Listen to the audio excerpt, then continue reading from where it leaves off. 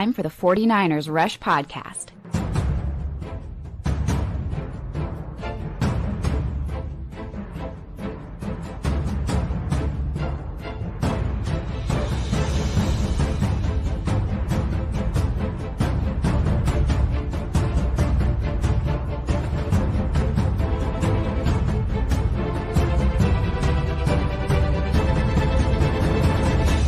And here's your host, John Chapman.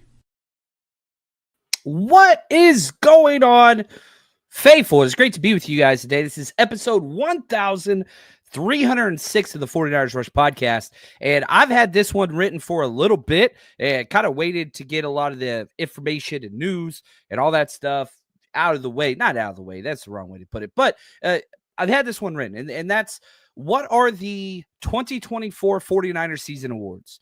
Now, we're obviously going to talk about the two 49ers defensive coordinator interviews that have been completed virtually, of course, as I greet you virtually.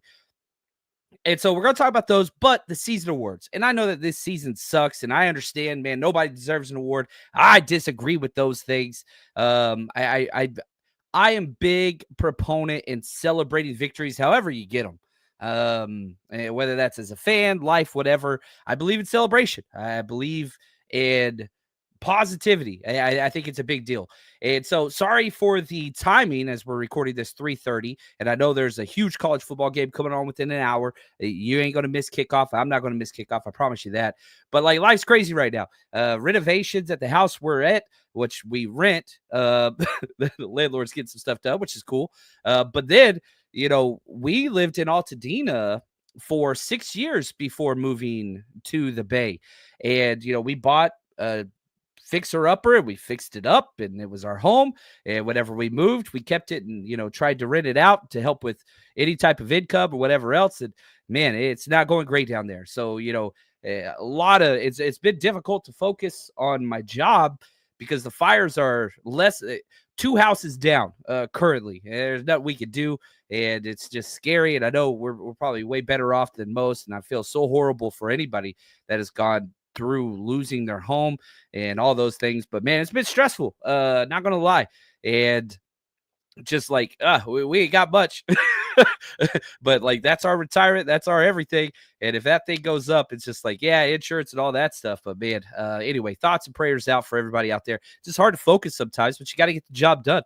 And my job is talking Niners with you amazing people, and I'm excited about that. Hugo, do all the award winners get new Toyotas? No, they've already been given out. No, right here, John, where's my tuxedo? Yeah, probably, man, I should have went full, you know, award show regalia. I've got some pretty funny suits back in my day. When I was always the prom coordinator, like senior coordinator. And so I would always show up to prom with some different ridiculous suit. Like I've got a suit made out of $100 bills. It's fake. I've got like one that's bedazzled and dyed. Man, I should have worn one of those. I didn't even think about that. Anyway, I've got like a cut off flamingo shorts suit. It's like the short, you know, just whatever to make the kids have a good time. They always enjoy that. But man, I probably should have done that. Diego, we all deserve an award for surviving this season. So if you are listening to this episode, congratulations. You are the winner of the 49ers Iron Man Award because you survived. You survived. And I think that's huge. So appreciate you, Vince. You're awesome. Mark, as a former SoCal resident, my heart goes out to everyone down there. So it's awful, man. Yeah, it's really, really bad. And so just thoughts and prayers to everybody out there. I freaking hate it. Hate it. And, you know, whenever the fire started, we're far inland. We're at like the bottom of Altadena, but it's just the entire city of Altadena is just pretty much gone. We're on the edge, the outer edge. We're not even close to the mountains where the fires usually happen. And so I never even dreamt it would be an issue. But it's 2 doors down. And so, yeah, that hurts. Bo, he says, how do you feel about the hiring of an OC? Talking about Clay Kubiak. I'd love it because this stops. It was genius by Shanahan because maybe there's 2 ways to look at this. He's never going to be the play caller here, Clay Kubiak, but this stops him from being poached by another offensive coordinator position because now he's the official quote unquote offensive play caller, which the NFL had to come up with this entire system because of Shanahan. Remember Mike LaFleur? Like that's what it all goes back to. So what it does do is it going to give a bump in pay to Kubiak. It's going to give a bump in title, bump in resume. But now the only way that he could leave us is not for a lateral position, but a head coaching job. And I don't think anybody's interested in that currently. So I'm all for it. I think the more continuity that the 49ers could have, the better. Yeah, I would love that. James, I do not have a duct tape suit yet. That is something I would like to add to the collection, if I'm going to be honest with you. Keeping it together, right? I love it. I love it. So anyway, let's talk about the DC interviews. The 49ers had 2 defensive coordinator interviews. One, Robert Saleh. That one got done quick. Love it. I put a joke on Twitter. The first question should have been, Robert Saleh, can you tell us about this gap in your resume? Because technically he wasn't a quote-unquote coach. He got fired from the Jets as the head coach, took like 3 weeks off, then was a consultant for his best friend, LaFleur up at Green Bay, and, you know, just kind of helped with whatever else. But now that's ended, and now he's doing all the interviews. He has not 1, not 2, but 3 current interviews for head coaching jobs. 3. Now, obviously, the Niners, the 49ers brass, the owner, everybody knows about Robert Saleh. So very quick interview. I basically think it would be like, dude, tell us about your experience in New York. What did you learn? Why didn't it work? But if you just look from a defensive standpoint, it worked perfectly. Once, you know, Saleh got fired, that defense fell apart, which would be a negative to Jeff Ulbrich, who is personally who I would prefer. I'd be very happy with Saleh. I'd be very happy with Ulbrich, but that is a negative in the hat of Jeff Ulbrich because when Saleh left, that Jets defense tanked. And then 2, man, Robert Saleh, how would you fix what's going on with the 49ers? Because we have been garbage, literally one of the worst defenses in the NFL this year. Our roster, what do you think we need to do? And so go through that, whatever else. You know, are there any coaches you'd want to bring over from a, you know, quality control perspective or an assistant, whatever, all those different things. That's how that interview went. Now, probably the more interesting one is we got a name out of the mystery hat that has not been on really anybody's radar, and that's Deshae Townsend. He's currently the defensive passing game coordinator / defensive backs coach. So it's kind of like the number 2 or number 3 DC for the Lions. You know what I mean? So you have the defensive coordinator, Aaron Glenn, and he would be just one spot underneath that, or 2 spots underneath that, depending if the run game coordinator gets seniority or passing game. It's different everywhere you go. But this is a name that has not been floated out there. Now, the positives, this dude played for 10 plus years in the NFL. So you're talking veteran experience plus. Also coaching experience plus. He's coached for 10 plus years in the NFL. So, you know, when we're talking to Deshae Townsend, this dude, he has been around the block for a long time. He was drafted in the 4th round by the Pittsburgh Steelers. And, you know, special teams player to nickel to, you know, starting corner for the Steelers. And he played there forever. 2-time Super Bowl winning champ with the Steelers. He knows what it takes to get there. Then he played for the Tampa Bay Bucks for a while. And so, like, he has been around the block. There's no doubt about it. Ooh, let's see here. Actually, I want to see. Let's see here. Boom, boom, boom, boom, boom. It was all kind of the Steelers. Sorry, I misread that. He interviewed and visited with the Bucks and the Patriots and the Falcons and Texans, but he stayed with the Steelers over all of those until the Colts. He was with the Colts in 2010 as a player. He played for 10 plus years. Now, this is his coaching credentials. Started off with the Cardinals as an assistant DB coach. Then he went to college, Mississippi State, for just 1 year, cornerbacks coach. Then he goes to the Titans, defensive back coach there. Then he goes to the Giants, was there as an assistant DB coach. Then he goes to the Bears. I mean, this guy has moved around and made connection. Was with the Bears in 2019, DB coach. Then he goes to Jacksonville.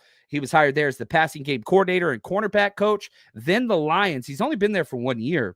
And it was a defensive back / passing game coordinator. Now, the positive is experience. You're talking multiple schemes. He's been around the block, player, coach, college, you name it. The resume is important. The negative to Deshae Townsend, never been a DC before. I think that's a gigantic negative. Not to say he could be the next great thing, not to say, he's undeserving. No, that resume, it's time for him to get a chance. Now, usually guys with this type of resume, they get promoted from within.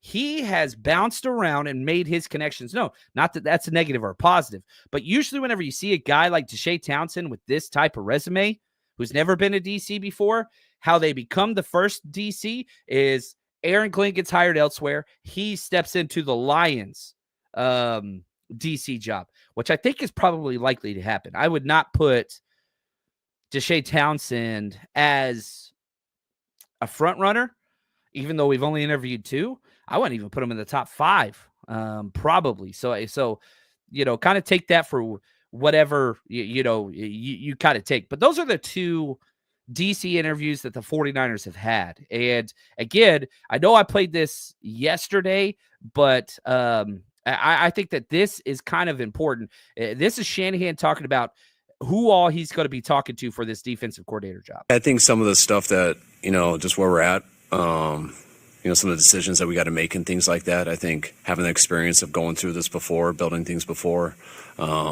I think is definitely a bonus for me. It helps me with some stuff, so that's stuff I will look into. But again, you always, regardless, you don't want to put just any handcuffs on your decision. You're going to always try to figure out the best one, and so you got ideas going into that. But this being so early, I'm going to have an opportunity to talk to a number of guys too. So we'll see what that leads us to.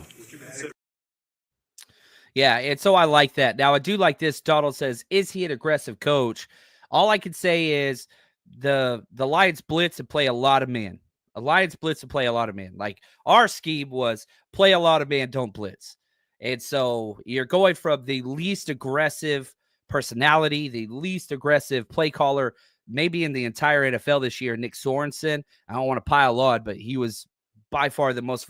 I don't watch all college games. I think we had the most bland defense in the NFL and all of college football, if I had to be very honest. It is the most stale, non-creative, non-aggressive defense I've ever witnessed at a pro level. That's what we've had this past year. So the Lions definitely more aggressive, but again, negative to Deshae Townsend. He has never called plays. He's never ran a defense. He's never installed a defense. And so, that's the thing. Now, Mark says this, not really feeling like the Lions defense was anything anyone was afraid of. No, it wasn't. It was better than our defense. They had 17 players who started on IR on defense alone, and they were head and shoulders better than we were. So would I take them over Nick Sorensen? I take anybody over Nick Sorensen, if I'm going to be honest with you.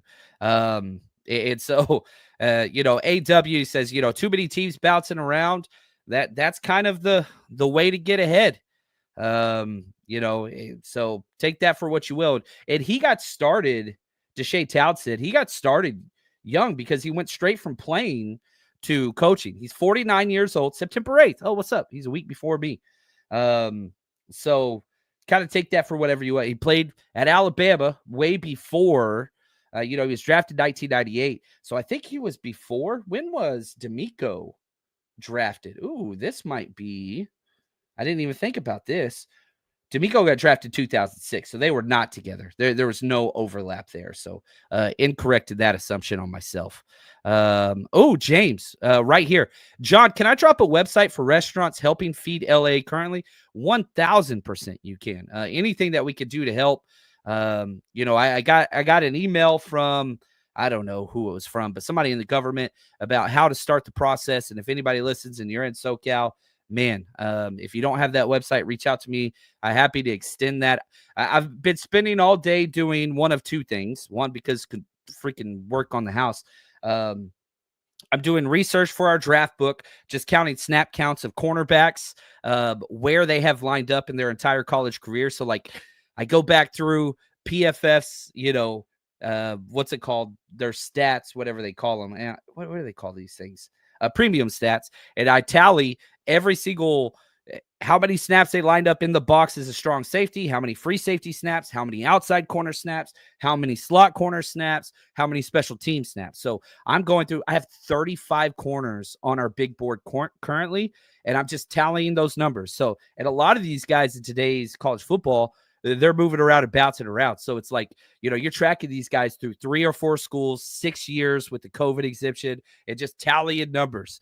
And I mean, some of these guys get up there to like 2,600 snaps, and you try to break that down over where their alignment is, trying to figure out like, okay, is this an inside guy, outside guy, box guy, versatility wise? So that I've been doing that.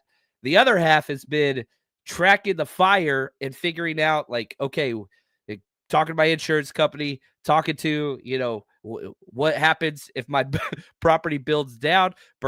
How do I rebuild it? Do I have enough money to do that? The insurance doesn't cover it all. Oh crap. And like figuring all those things out. So anyway, if you have any helpful, whatever, I'm happy to share that. You can email me 49ers Rush Podcast. I'll share it on Twitter as best I can, or socials, or you can post it right here. I don't care. Whatever we can do to help people. Community first, all things. That's what it is. That's what it is. So anyway, take that for what you want. Love you guys. You are the best. You are better than me. Sonia, I think that this is awesome comment. John, not feeling too great about Townsend running a defense live. We need a competent coach now. Last place schedule next year. Let's take advantage. I really want an experienced DC. Now, I got pushed back on this, saying, well, if you get an experienced DC, that means somebody has been fired before. Yeah, I'm not if you've been fired, you're a bad coach guy. You look at 2 of the most creative / whatever people in the world. It's Spagnuolo and it's Brian Flores. Both have been fired, I think, as DCs and head coaches. Gosh, if I could have one of those guys, I don't think Brian Flores would really work with Shanahan. But I don't think he fits with our culture. He's got issues, whatever else. But yeah, take that. Look at this. Nothing but Niners. We got a legend in the house, my man. I think this is Mike Andrews. I'm pretty sure you're the one that's running the account now. And just want to say it was so cool seeing Mike. That was really, really cool. Always one of my favorite things in the 49ers Rush is I get to meet these legends. And Mike's been doing it better and longer than anybody. And if you watch the John and Wayne show, you know all about Mike and Nothing But Niners. He says, thoughts on Lou Anarumo? I wish there was more experience, but he could beat Kansas KC. Again, of the names that have been mentioned in this DC whatever search, Lou Anarumo is probably one of the most creative that is not experienced. He hasn't been around long.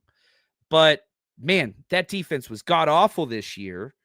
But then you look at, what they pay versus what we pay. We had the second highest paid defense in the NFL this year, and we still were bottom 4. They did not have that, but they were probably as bad, if not worse than us, not in a lot of the crucial metrics. I would love Lou Anarumo. If I had to put my 3, I would go in no particular order. My top 3, Lou Anarumo's in there. Jeff Ulbricht's in there. Robert Saleh's in there. Those are the 3 where I'm just like, man, I would love these 3. Just outside of that's probably Dennis Allen, if I'm going to be honest with you. I would not want Dennis Allen as a head coach, but I love how aggressive he is. I love how he always coaches to his identity, and he sticks to his staples. So really, maybe I should rephrase top 3 to I have a very clear 4 guys that I'm interested in.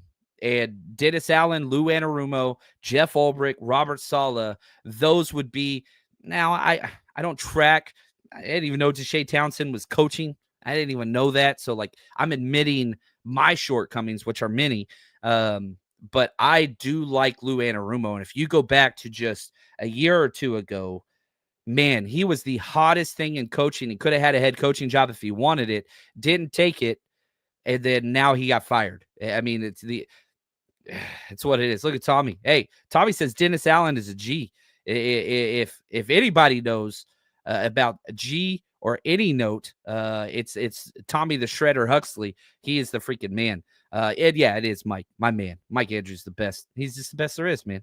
Monkey Boy says, I'd be very happy with Saleh coming back. Only concern is having him for a year, then leaving again. Well, here's the good news, Monkey Boy. If you get Robert Saleh back for 1 or 2 years, then he gets taken away. He has to be here for 2 years. You get more compensation picks. And so we can draft more kickers in the 3rd round. I die a little bit inside every time I make a joke like that. But this is just the way of the world. If you have a offensive dominant head coach like Shanahan, fill in the blanks, Mike McDaniel, I don't know, whatever, whoever is great off of Andy Reid, then you're going to lose the other side, the defensive coordinators. If you have a strong defensive coordinator, head coach, then you're going to lose your offensive coaching staff. It's just what it is. If you do well, but that's better than back-to-back fired DCs 2 years in a row. So I don't mind if Robert Saleh comes for 2 years and we get back to where we were before Sorensen, then man, I'll take that in a heartbeat, and we'll get compensation picks. But he has to be on the staff for 2 years. And so I'd totally be cool with that. But I know a lot of people, including Josh, shout out to my man, Saleh would be his last choice personally, and I totally get that. I don't have a problem with that at all. Oh, look at this, Bo. What's up, man? He says, pleasure meeting you this past week in Arizona, John. Arizona United. Ooh, Bo, that picture is fired, man. Yeah, we got Eric Meister in here making jokes. I love it. Can we interview Spags? No, because that's a lateral move. And we tried to do that last offseason, and the Chiefs denied us, which, again, is something that Shanahan kind of made the staple of, rejecting lateral moves. And the NFL says now that's legit. And so, no, Spags has 3 head coaching interview jobs. And again, I don't know about 1st-round pick. I would trade a 2nd-round pick straight up for Spags as a DC. I would 100%. Right here, helmet to helmet. Robert Saleh is my dream DC. Ooh, I love it. John, have you been scouting kickers to draft as a Moody replacement? I will never scout a kicker. I will never include a kicker. It's funny. We got an awesome team working on the 49ers Rush draft book. We're up to 115 pages. And I got asked by a few of the contributors, like, do you want me to start doing background research on kickers? And I said, not no, but hell no. They will never be included because no kicker should ever be drafted ever again. No punter should ever be drafted ever again. Replacement level players. If you look at the free agency out there, man, there's 10 guys better than Jake Moody. There's way more than that available. And there's 10 guys better than the current punter we have, whether he's healthy or not. So, Sonia, does coaching pay take away from player salaries? No, it does not. Coaching pay has nothing to do with the salary cap. It is just out of the owner's pocket. So yeah, that is just an owner's expense. That's all that it is. Curious what you think about Ron Rivera. I like Ron. I think he's an amazing human, but I don't know. It doesn't move the needle too much, but I don't know. I don't know if I'd want to do that. But Ron Rivera has a couple interviews, I think, for head coaching spots. I doubt he comes back as whatever, a DC, but maybe he will. And if he does, it'll be with somebody he knows and trusts. I don't think that fits with Shanahan, so I don't think that that's going to happen. NY Niners, can we draft a long snapper? Is it weird? I'd prefer a long snapper being drafted in the 7th than a punter or a kicker. I don't know. I don't know the answer to that. Anyway, I do like Riverboat wrong. Let's see here. Rick, gonna change Chapman's name to John the Butcher with all these proposed cuts. Yeah, I mean, cut them. Cut. That's what we got to do. Now, let's move on. And I got to get this done because there's what's it called? We've got a college football game, which I'm excited. Hook 'em horns. The winner of this game will play Texas in the national. I don't know if Texas is going to win, but I sure as hell hope so. Now, if you are going to bet on anything college football, NFL, you name it, you know where to go. You know football. You watch all the games. You know what's going to happen before it actually does. So why don't you put your knowledge to the test over at MyBookie, where you can bet on everything. Go to mybookie.ag, use promo code 49ERS, 49ers, or scan this QR code next to me, and they're going to match your initial deposit. Put in 50, you get 50. Put in 100, you get 100, all the way up to $1,000. Plus, you can bet everywhere. California, Texas, doesn't matter. I've been in California for years. I've used it for 6 straight years. Easy to get money in, easy to get money out, trusted source, and you can bet on anything you want. You want to bet on politics, any sport, you name it. They've got the casino if that's your thing. You name it, MyBookie is there for you. Now, make sure you use promo code 49ERS to get that double deposit. And MyBookie, bet anything, anytime, anywhere, only with MyBookie. All right, let's do some awards, baby. We've got special teams, we've got offense, we've got defense, and the only overall award, which I'm going to save till the end, is MVP. And the only rule I had was no player can win MVP and something else. You can win multiple awards for offense, multiple awards for defense, but you can't win MVP and something else. I don't know why I felt that to be the case. But yeah, Mark says, can we roast the award recipients? 1,000%. Yeah, 1,000%. So let's start with special teams. One of my favorite awards every single year is the Iron Man Award, especially if you are in the injuries are the only reason, which, man, I am getting so much retweets and DMs and clown emojis sent my way. I love it when people insult me and call me clowns, by the way. It's probably the best way to get me to interact. I'm joking. If you insult somebody like that on a football take, then I basically have nothing to do. I'm not going to participate in any conversation moving forward. That's just not a human I want to interact with. But again, I don't think injuries are the main reason the 49ers season went the way it did. Was it a factor? Yes. I am not saying that it's not, but I think with our coaching staff at special teams and defensive coordinator, this season was doomed from the start. That's my own thing. So special teams was a disaster, but there are players that should be recognized. The Iron Man Award, as far as most snaps taken for the special teams this year, I want to give you guys some time because I'm curious if y'all are going to get this right. Throw this in the chat. Which player do you think took the most snaps this season for special teams? Now, understand special teams, you've got extra point, field goal block, punt return, kickoff return.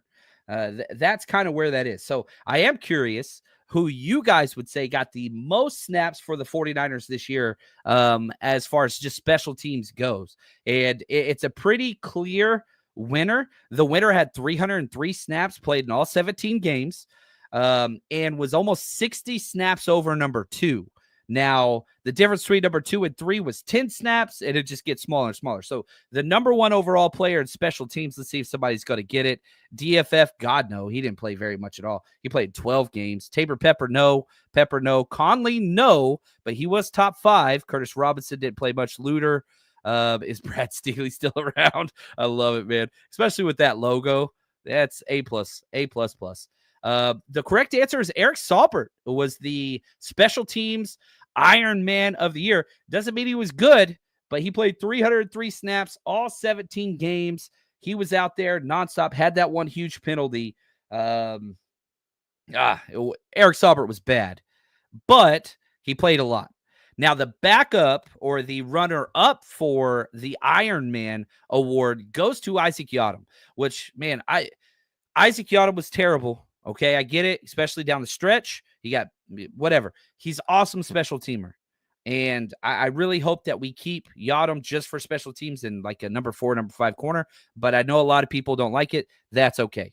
Snaps-wise, but yeah, Eric Saubert was the man. 50-plus more snaps than everybody else. Now, my special teams player of the year. Now, special teams kind of my baby. That was my first coordinator position I ever got. And we break down every single special teams play over on the 49ersrush.com, our Patreon. 4 straight years. I haven't missed one special teams play.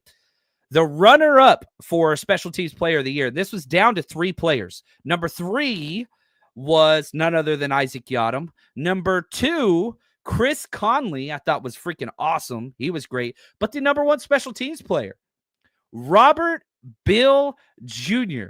I hope Josh is somewhere. There he is. I got Josh in here. He has been Robert Bill's kind of like, pump the fist guy since before we drafted him. He was really, really high on him. He helps with our draft work. But yeah, Robert Bill Jr. led the team in special teams tackles, had a 77.4 overall PFF grade, which is most in the top 8 that had close to the snaps that he had. He was just so consistently great, whether that was punt, in protection and then pursuit, whether it was punt return, almost got a couple blocks, whether it was kickoff, made several tackles, led the team in tackles, or kickoff return, one of the best blockers. And so there it is, baby. Robert Bill is going to be around for a while. And I feel like, that dude, absolutely incredible. Bill, baby. I love it. I love it. I love it. I love it. So special teams, god awful, but there are some players that you can kind of celebrate and move around. That's all the awards they get. Now, shout out to my man, JP, the man. Says, John, you were spot on about the presser yesterday, how Kyle gives excuses. If he's not going to step outside his comfort zone, we can't grow and develop a franchise. What are we really doing? I like the idea that you're already interviewing people like Deshae Townsend outside of your comfort zone. So Shanahan's fired 3 coaches in his tenure, and it doesn't count Nick Sorensen because he didn't quote unquote get fired, but he's making some steps, and Josh, baby steps to production. Like even with this team, I know that's not what you meant, but like I think Shanahan's taking steps. We'll have to see with how they handle that. Oh, James, somebody threw this in the chat. Thank you.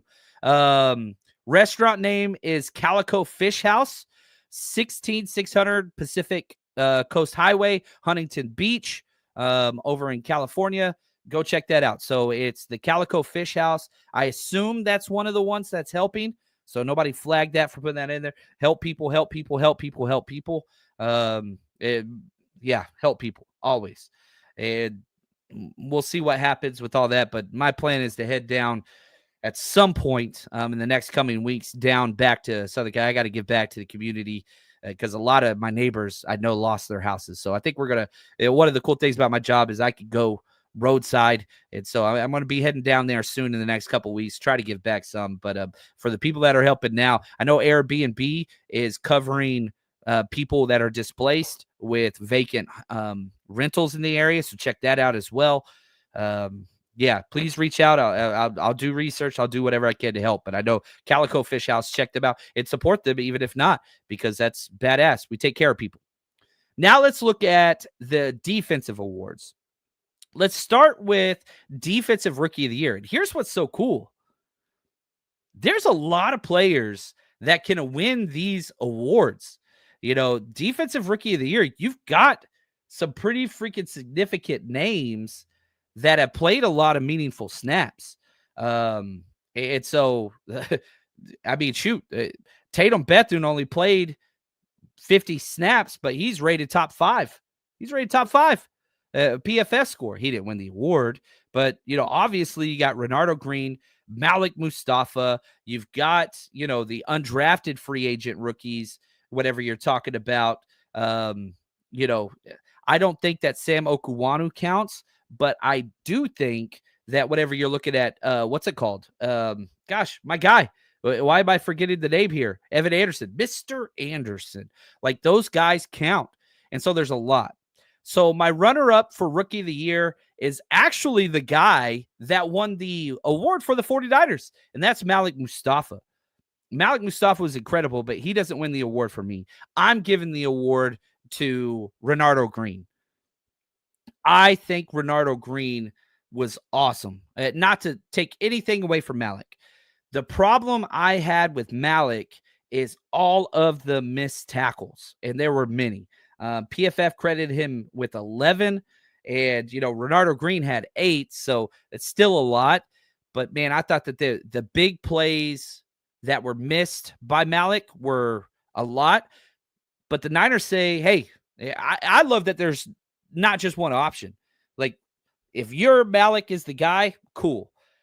I think Renardo had the toughest test because teams threw away from Diamador Lenore. They stayed away from him.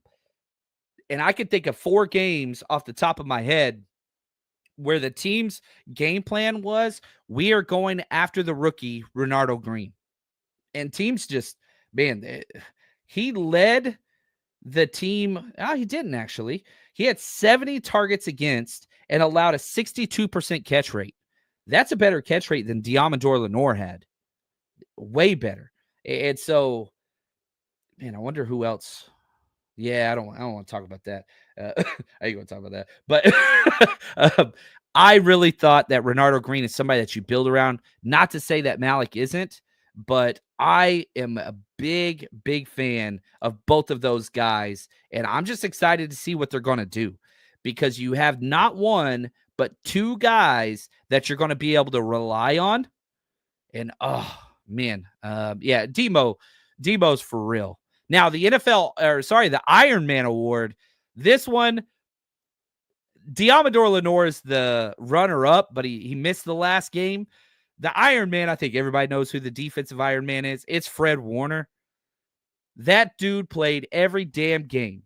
That dude had the most snaps, 997 snaps out of a possible 1,068. I mean, he did not miss much. He got banged up a couple times, took like a couple series out, and then the second half of the last game of the year, when we got trounced as soon as he came out. Fred Warner, the most snaps. Diamador Lenore was second with 922. Fred Warner, 997. Gosh, he's just, I love him. Played through a fractured ankle. Even in week 18, game doesn't matter. He makes a play. You gets up and you can see him limping. He's just like shrieking in pain, and the sideline's calling for him to come out. Waves off the sideline, turns around, plays the rest of the series. Like, Fred Warner is the definition of NFL Iron Man. He's missed one game since we have drafted him. One. How many? I gotta give him credit. Let's look at how many games Fred Warner has played in since 2018. This guy, unbelievable. 115 games, and that's just regular season. Add in another 17 games. Gosh, man, playoffs. That's crazy. That is just crazy. He's missed one game, and what is that, 132? Gosh, it was one game. Yeah. He's an alien. I freaking love him. He needs a relaxing offseason. One leg Fred. Hell yes, Warner. I'm loving it. I'm loving it. I'm loving it. I'm loving it. Gosh, man. Love that man. So let's go to Defensive Player of the Year. And I think that there's really 3 names. Third place, I went with Nick Bosa, even though I would have no problem if you said Nick Bosa's number 1. Obviously missed time, but when Bosa's out there, our defense is decent. Whenever he goes off, it gets super, super bad. So he would be 3 for me, but I'm going Diamador Lenore number 2, and then Defensive Player of the Year. Yep, I'm going right back to it. It's Fred Warner again. And I feel like he is the heart and soul, not only of the defense, but of the team. And, man, you look at PFF score, which isn't, it's a metric, but whatever. Whether you love or hate PFF, I don't care. 89.2 overall grade. It's the highest, on the team, 4th highest linebacker. 88.4 coverage, 2nd highest linebacker. 4 forced fumbles. That's the 2nd highest for any linebacker in the NFL. 53 solo run stops, 7th most for linebackers. 2 interceptions, 2nd most for linebackers. Dude's going to have another all-pro year. He just won the Players All-Pro. Dude's just a beast. So Defensive Player of the Year for me is Fred Warner. I am curious, if other people disagree with me. Demo is number 1 only improved player. I agree. I have no problem if people say Diamador Lenore. But I'm going Fred Warner is just, I don't think it's close. I don't even think it's like, I gave a runner-up for almost all the awards. He was as close. He didn't win MVP for me, but he was pretty damn close. He was pretty damn oh, man. All-pro Fred, baby. And on 1 foot. Yes. Fred is a beast. There's probably now looking back, been doing this thing for a little while, and we've done, I don't know, pretty close to 50 events, which is crazy with the 49ers Rush road trip. And I've had the pleasure of meeting some of the greats and so many greats. Dude, meeting Fred Warner, I didn't know it at the time. I look back and I remember that one probably more than most of the other players. Not to knock any of the other players, like obviously Frank Gore, Navarro Bowman, like those two guys are at the top of the list for me. Yeah, I've met a lot more than that, but Fred Warner's up there. Amazing human. Probably one of the coolest moments ever. We're hosted the draft event in Vegas, and Fred Warner shows up, and he was great wearing flip flops and cut off shorts at a Vegas like cool club or whatever. And anyway, he fulfills all of his contractual obligations that we pay set up through the agent. And he comes over, he's like, "Hey man, think I just like hang out with people for a while?" It's like, yeah, Fred Warner. Yes, you can hang out if you want to. He's like, "Can I announce one of the raffle?" Yes, Fred Warner, you can announce a raffle. I love the dude. I honestly love that man. Yeah, anyway, take that for what you will. All right, let's go offense. Why not? Let's do offensive rookie of the year. It's crazy because there wasn't even a runner-up for the longest time, but with the way the season ended, I think that there is actually a runner-up for offensive rookie of the year, and that's Ricky Pearsall. Like I'm not a fan of the Pearsall pick. I thought that positional value was a reach, to say the least. And I'm not putting Grindo in there, but I guess Grindo probably would have been if it wasn't for Pearsall's last like 4 games. It was trending that way. I wonder, let me look here because I want to be honest with myself. And again, I'm not the biggest Grindo guy, but if we look at just kind of total scrimmage yards, they're pretty close.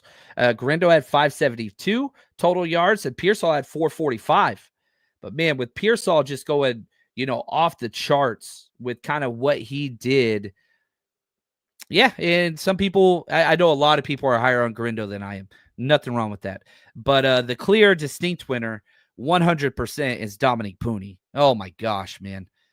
Dominique Pooney is just 5th highest rated player on our team with an 80.5 grade. Here are the players that are the only players ranked ahead of him. You got Kittle, you got Trent, you've got Jennings, you've got Purdy. That's it. Those are the only players that are on the 49ers team that are ranked higher than him offensively. He's the 10th highest rated rookie in the entire NFL from PFF. All rookies, any position. He's 10th highest. He's 11th highest rated guard in the NFL. He didn't get the Pro Bowl. He's not going to be an all-pro guy this year, but it's just like, whew. And, I don't have time to play the clip now, but one of my favorite things about the presser was John Lynch saying, we think there's more meat on the bone there. We don't think that he's close to his level. They're going to keep him at guard, and I think that's probably a right call. But offensive rookie of the year, Dominique Pooney in the books. Now, Iron Man. Let's talk about the Iron Man offensively. I want to ask you guys, and I want to see what y'all say. Which offensive player do you think took the most snaps this season? Who took the most snaps offensively this year? There's really only kind of 3 answers because there's 3 guys within 18 snaps of each other, and then it's like 100+ snap drop off. There's only 3. So my question to you is, who took the most snaps offensively? Let's see. We got Brendel, we got Colton, we got Brendel, and now we have a winner, Crypto Burger. The correct answer is Dominique Pooney again. The Iron Man, 1,078 snaps out of 1,079. Dominique Pooney missed 1 snap. And it's not even, you know what? I want to look at this because I think that this would be interesting. If we go to preseason, he went on there for preseason because I was like, man, that dude took over that job at such an early time. Where was he? Dominique Puni. He played 89 out of 200 snaps. So he was 7th preseason snaps. So you're talking about a guy, Dominique Puni, one snap he missed all year. And he took over Spencer Burford early on in training camp, ran with the ones, ran with the twos. Preseason, he was out there with the starters. Dominique Puni, man. Now, there are 3 guys. Dominique Puni had 1,078. Jake Brindle, 1,072. And then Colton McKivitz, 1,062. He was 10 less because he got injured that last game. And you guys know me. I'm not a Jake Brindle advocate, but you have to give him flowers where flowers are due. This guy's played back-to-back seasons without missing a game. The entire playoff run hasn't missed one game. He is beyond durable, and hats off to him. Colton McKivitz, same thing. Now, if you can add in Dominique Puni, that's huge. And there is something to be said. The best ability, durability. And whether Jake Brindle and Colton McKivitz are good, that's a different discussion. But at least they are consistent. Josh, Brindle is reliable but unreliable at the same time. That is pretty good. NY Niners, Puni the Punisher didn't hit a rookie wall. My guy ran through it. Yeah, there was one game in the middle. Which one was that? I want to be accurate with this. There was one game where it was just like, whoa, I do not recognize this guy. And that was the Rams game, the second Rams game. Dominique Puni got abused, which concerns me because we're going to be playing that team and the guys that abused the heck out of him for 2 more years. I was really concerned about that one. But he bounced back really, really well against Miami, played relatively well against Detroit. So it was like, the few times where it was like, man, I don't know if this is going to be great. He bounced back. Even the Green Bay game, he got taken advantage of pretty bad. They got one of the best nose tackles in the NFL, but then back-to-back games against Buffalo, Chicago, he was awesome. So Dominique Puni. I just love that dude, man. I love this dude. So offensive player of the year. Now, I'm anticlimactic. It's not going to George Kittle. So you smart people that have been here for a minute, whatever. My runner-up for offensive player of the year is Brock Purdy. Obviously didn't play as well as he did last year. But you look at the metrics, you look at the numbers, you look at the passing. He threw for 3,800 yards, which is one of the best the 49ers have ever had. He threw for 12 interceptions, 20 touchdowns. That ratio is a killer. I get that. But the thing that kind of stood apart for me this year, especially with Brock Purdy, is the rushing yards. Dude rushed for 300 plus yards, 5 touchdowns. The amount of first downs, he rushed for 33 first downs, second only to Jordan Mason. Like Brock with his feet, he had just under Isaac Carindo's rush attempts on the year, Brock Purdy. So he's my runner-up, and my offensive player of the year award goes to, again, it's not going to George Kittle. It's not. Sorry. It's going to third and Juwan. And I'll tell you why it's not going to George Kittle because, again, we'll talk about that in a second. Juwan Jennings. That's my guy. The only player to go over 1,000 yards this season. Last year we had 4. Last year we had 4 players. You had CMC, you had Kittle, you had Debo, you had Ayuk. You had 4 players over 1,000 yards last year. This year, 1. And it was Juwan Jennings. Played out of position. That dude is a slot wide receiver, a big slot, a wide receiver plus, and he just says, yeah, I'll go play X. I don't care. I'll go play X. Match me up with the best corner. And the funny thing is, there was a streak where Juwan Jennings played 3.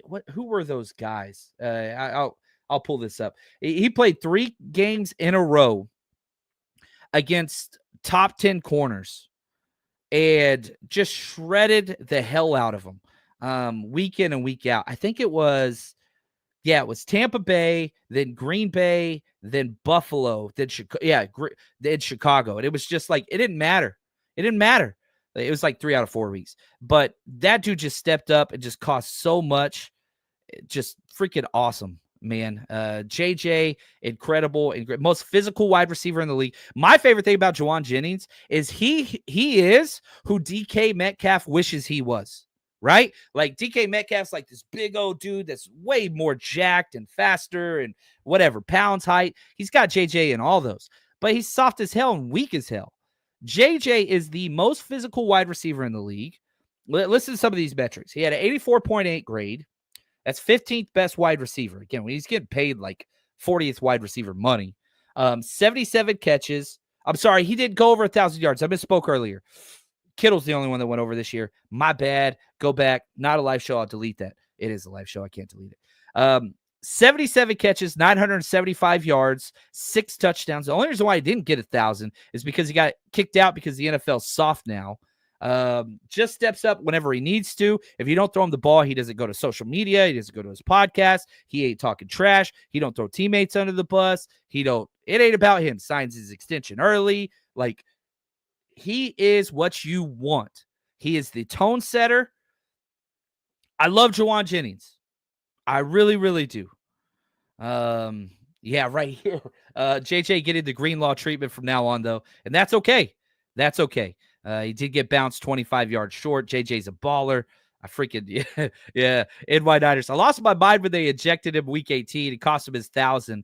What I actually lost requires a word. Yeah, we were up in the cheap seats. Shout out, man. The tickets were awesome, but I was the opposite corner. And I assumed he threw a punch because I was at the game live. It's like, why else would they eject him? And they didn't show the replay because he was owning Arizona Cardinals left and right. And I didn't know that he didn't throw a punch still, watching social media and all that stuff. But he's just awesome, man. AW agreed. JJ is a dog. DK is a baby. Even wears a pacifier in games. JJ, pure football player. I just love him, man. Big dog. That's right. That's what he is. That's what he is. And so, yeah, David, I appreciate this. He says, I love JJ, but didn't Kittle go over 1,000 yards? Yes, you are correct. I misspoke there. But my MVP of the season, Fred Warner was my runner-up, and George Kittle is the 49ers MVP this season. I don't even think it's close. Only player to actually go over 1,000 yards, misspoke earlier. Led the team 8 touchdowns, led the team in receptions, despite having 19 fewer targets than Juwan Jennings. He had more catches. Highest PFF score on the team, 92.1. Highest tight end score, 3 seasons in a row. The highest tight end PFF score. Played 15 games, even played week 18 when it didn't matter, came out at the half. Represents everything the 49ers want to be. Here's what's crazy. Akash put this together. He's awesome. Yards per reception, number 1. Yards after catch per reception, number 1. Yards per route run, number 1. Passing rating on targets, number 1. Overall PFF grade, number 1. Receiving PFF grade, number 1. Touchdowns, number 2. Amongst tight ends, there is 1. And amongst this team, George Kittle is him. Whether it's behind the mic, on the sidelines, mic'd up, whatever, doesn't matter. Family, incredible. I didn't put this out on social media just because probably I'm not smart.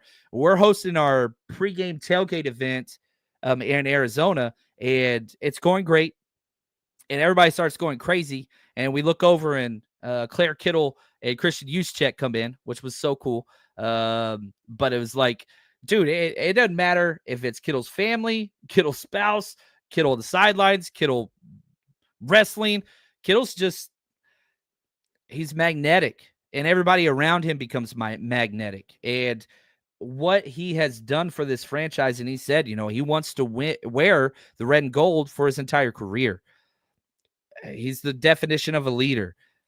Positivity all the time, whether that's good or bad, but he's just exactly what you want. And I think that this team does have a lot of those guys. Fred Warner, JJ, Dre Greenlaw, like Talanoa Hufanga. Can we keep some of those guys? I think that's huge. Trent Williams. Like, there's so many of those guys. Kyle Juszczyk, Christian McCaffrey, Brock Purdy. Even if you don't like some of those players or you think they're overpaid or whatever, those are guys that you go to war with. You go to war with JJ, Warner, Kittle, juice. Like, you don't have to worry about their commitment level. You don't have to do that. Some of the other guys don't. And, AW, I think this year, as far as Hall of Fame goes, George Kittle's on the cusp, and I think Fred Warner's on the cusp.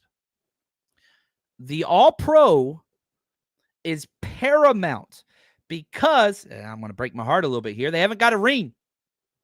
But if Fred Warner and Kittle are going to have that Hall of Fame status, All-Pro this year is so damn important.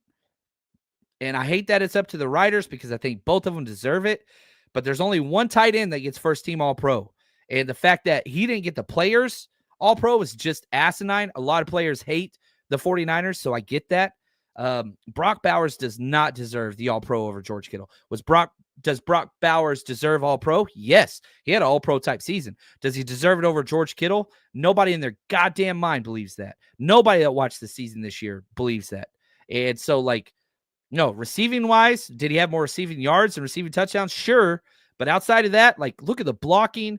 I mean, dude, don't get me started. I'm going to get pissed off. Crypto, right now, George Kittle is not a first ballot Hall of Famer currently. He's got 2 All-Pros, 6 Pro Bowls. If you go to PFF, they do a Hall of Fame monitor. He's got a 39.1 score currently. That's 27th among tight ends. Now, that's not the end-all, be-all, but the next 12 names ahead of him are not in the Hall of Fame.